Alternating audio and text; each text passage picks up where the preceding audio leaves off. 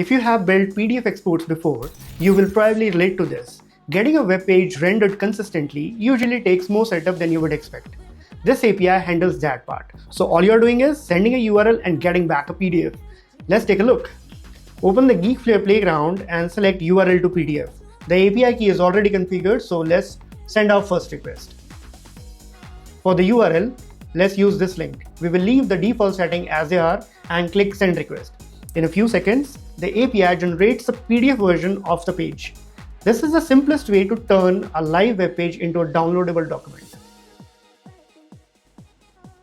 Now let's make a few changes. I will switch the paper size to A3, change the orientation to landscape, and increase the scale slightly.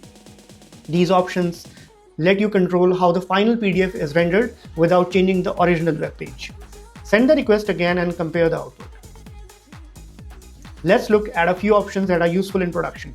You can choose a proxy country if you need to render a page from a specific region.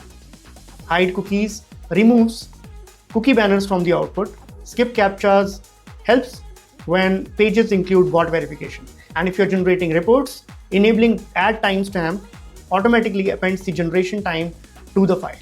Once you are happy with the request, click Get Code.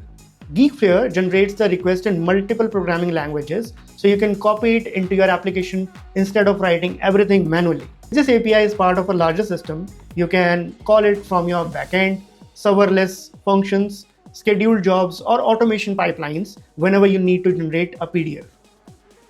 It's also available through Geekflare MCP server. So AI clients like Cloud Desktop, Cursor, and other MCP compatible tools can generate PDFs as part of an AI workflow, instead of making the HTTP request themselves.